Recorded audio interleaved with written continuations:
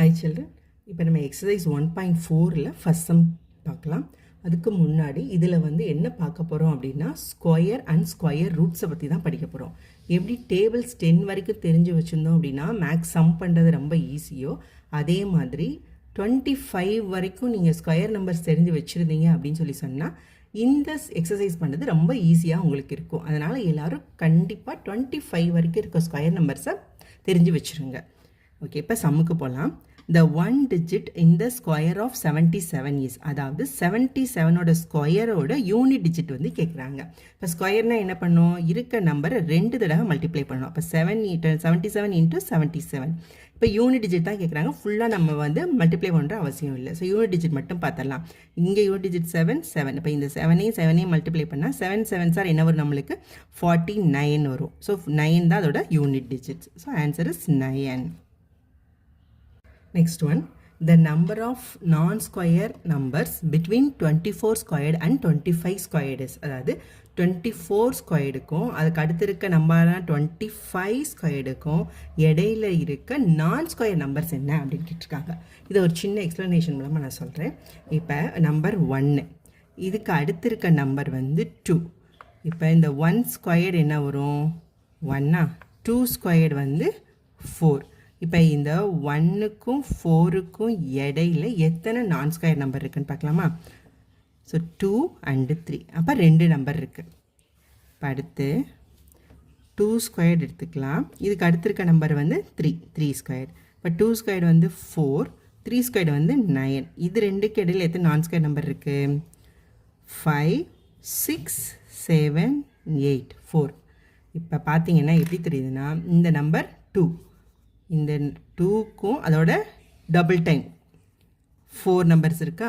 இப்போ இது first number, இதோட டபுள் டைம் 2 நம்பர் இருக்கா.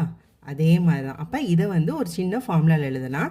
ஒரு நம்பர் n, அதுக்கு அடுத்து இருக்க நம்பர் n+, இது ரெண்டுக்கும் இடையில எத்தனை நான் ஸ்கொயர் நம்பர் இருக்கும் அப்படின்னா 2n நான் ஸ்கொயர் நம்பர் இருக்கும். ஸோ அதே மாதிரி தான் இப்போ இந்த சமுக்கு போடலாம்.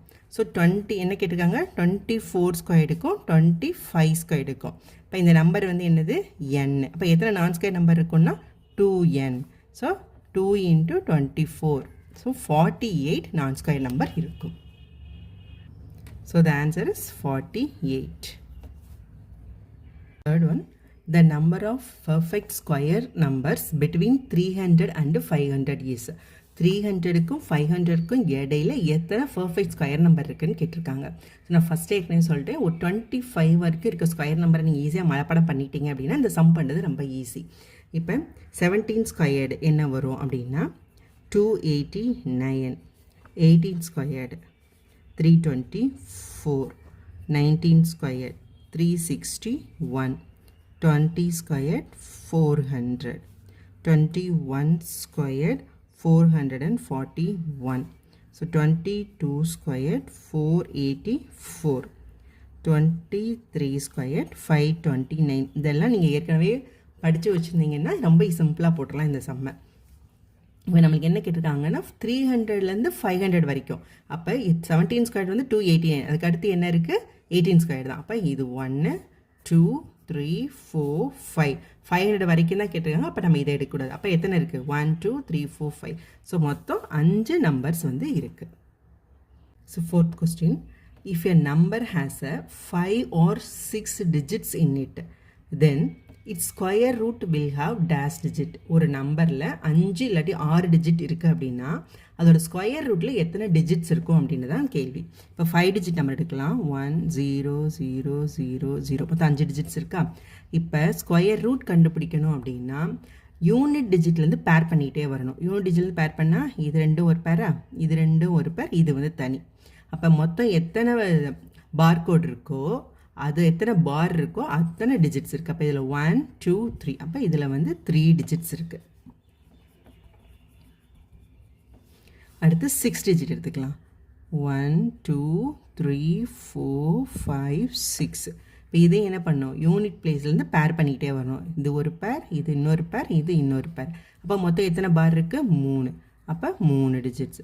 அப்போ 5 டிஜிட் நம்பராக இருந்தாலும் 6 டிஜிட் நம்பராக இருந்தாலும் அதை ஸ்கொயர் ரூட்டில் எத்தனை டிஜிட்ஸ் இருக்கும்னா 3 digits இருக்கும். Next one, the value of root 180 lies between integers dash and dash. root 180 அப்படின்றது எந்த ரெண்டு இன்டிஜர்ஸ்க்கு இடையில இருக்கும் அப்படின்னு கேட்டிருக்காங்க. இதே பழையசம் மாதிரி தான் 25 வரைக்கும் இருக்க ஸ்கொயர் நம்பர்ஸை நீங்கள் மனப்பாடம் பண்ணி வச்சுருந்தீங்கன்னா இந்த சம் பண்ணுறது ரொம்ப ஈஸி. இப்போ 13 ஸ்கொயர் என்ன வரும் அப்படின்னா 169. 14 ஸ்கொயர் என்ன அப்படின்னா 196. இதெல்லாம் நீங்கள் மனப்பாடம் பண்ணியிருந்தீங்கன்னா ரொம்ப டக்குன்னு போட்டுடலாம். அப்போ 13 இப்போ இந்த நம்பர் ரூட் 180 எதுக்கு இடையில இருக்கும்? 13 ஸ்கொயர் 169, 14 ஸ்கொயர் 196. அப்போ இந்த ரூட் 180 அப்படின்றது எதுக்கும் இடையில இருக்கும்னா 169க்கும் 196க்கு இடையிலையும் தான் இருக்கும். அப்போ இது என்னது? 13 ஸ்கொயர், இது 14 ஸ்கொயர். அப்போ இந்த 180ன்றது ரூட் 180ன்றது எதுக்கு இடையில இருக்கும்? 13க்கும் 14க்கும் இடையில தான் இருக்கும். So between the integers 13 and 14. Second question, true or false? First one, when a square number ends in 6, its square root will have 6 in the unit place. அதாவது என்ன சொல்கிறாங்கன்னா, ஒரு ஸ்கொயர் நம்பர் 6ல் முடிஞ்சிச்சு அப்படின்னா அந்த ஸ்கொயர் ரூட் வந்து 6 இருக்கும் அப்படின்றாங்க. அதோட யூனிட் பிளேஸில் 6 இருக்குன்றாங்க.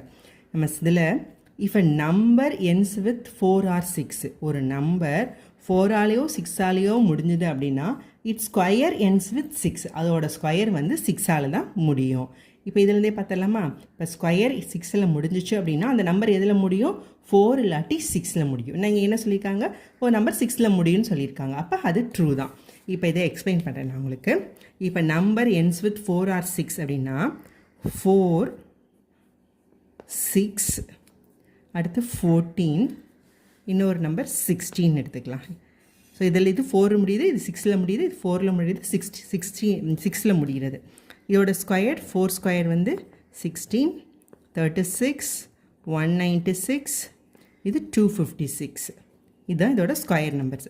இப்போ இந்த ஸ்கொயர் நம்பர்ஸ் எல்லாம் எதில் முடியுது? 6ல் முடியுதா? அதான் இது ஸ்கொயர் நம்பர் 6ல் முடிஞ்சிச்சு அப்படின்னா அந்த நம்பர் எதில் முடியும்? 4 இல்லாட்டி 6ல் தான் முடியும். அப்போ இந்த கொஸ்டின் என்ன கேட்டிருக்காங்க? If a square number ends with 6, its square root will have 6 in the unit place. இப்போ 6ல் முடிஞ்சுன்னா ஒன்று 4 இருக்கும், இல்லாட்டி 6 இருக்கும். ஸோ இவங்க என்ன சொல்லியிருக்காங்க? 6ம் இருக்கும்னு சொல்லியிருக்காங்க. So the answer is true. Next one, a square number will not have odd number of zeros at the end. அதாவது ஸ்கொயர் நம்பரில் வந்து ஆட் நம்பர் ஆஃப் ஜீரோஸ் வந்து இருக்காது அப்படின்னு சொல்கிறாங்க. ஓகேவா? பார்க்கலாமா? இப்போ ஸ்கொயர் நம்பர்னால என்னென்னா ஒரு நம்பரை அதே தடவை இன்னொரு நம்பரால் மல்டிப்ளை பண்ணுறது தான்.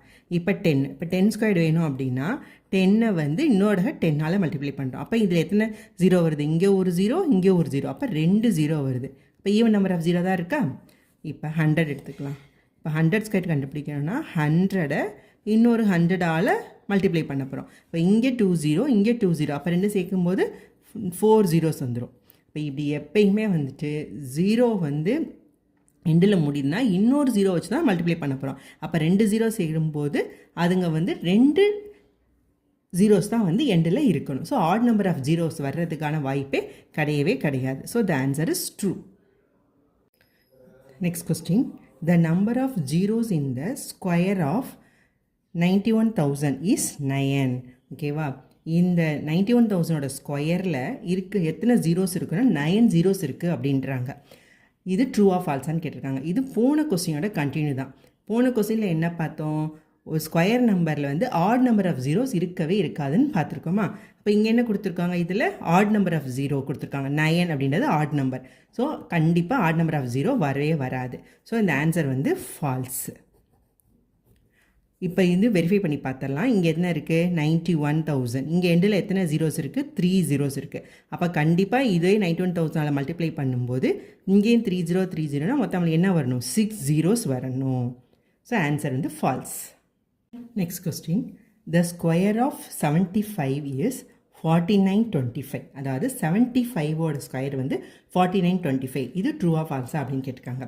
இப்போ 75ஓட ஸ்கொயர்னால் என்ன பண்ணணும்? 75ஐயும் 75ஐயும் மல்டிப்ளை பண்ணணும். இங்கே எப்படி போட்டு வச்சுருக்காங்கன்னா 7 ஸ்கொயர் 49னும் 5 ஸ்கொயர் 25னு போட்டு 4925 போட்டுருக்காங்க. ஸோ இது வந்து ஃபால்ஸு. இப்போ ரெண்டையும் மல்டிப்ளை பண்ணி பார்க்கலாமா? 75 × 75. 5 5s are 25, 2, 35 plus 2, 37, 35, balance 3, 49 plus 352. So 5 2 6 5. அப்போ 5625 அப்படின்றது தான் இதோட ஸ்கொயர் நம்பர். ஆனால் அங்கே என்ன கொடுத்துருக்காங்க 4925. So answer is false. Next one, the square root of 225 is 15. அதாவது 225ஓட ஸ்கொயர் ரூட் வந்து 15 அப்படின்னு சொல்கிறாங்க. இப்போ நம்மளுக்கு எல்லாருக்குமே தெரியும் 15 ஸ்கொயர் எவ்வளோ? 15 square is 225. So square root of 225 15. So the answer is true. இப்போ உங்களுக்கு சின்ன டிப்ஸ் சொல்கிறேன். இப்போ 5ல் முடிகிற நம்பரோட ஸ்கொயர் ரூட் இப்போ எக்ஸாம்பிள் 15 எடுத்துக்கலாம். So 15 into 15 is equal to 225. இதை நம்ம நார்மலாக எப்படி மல்டிப்ளை பண்ணுவோம்? 15 15ஆல் மல்டிப்ளை பண்ணி 5 இன்ட்டு 5 25 பேலன்ஸ் 2 5 + 2 7 5 1. ஸோ 5 2 2. ஸோ 225 அப்படின்னு போடுவோம். இதுக்கு இன்னும் சிம்பிளாக எப்படி பண்ணலாம் அப்படின்னா 15 இன்ட்டு 15. So 5 5s are 25. அதை அப்படியே போட்டுருங்க. 5 5s are 25 அப்படியே போட்டுடலாம்.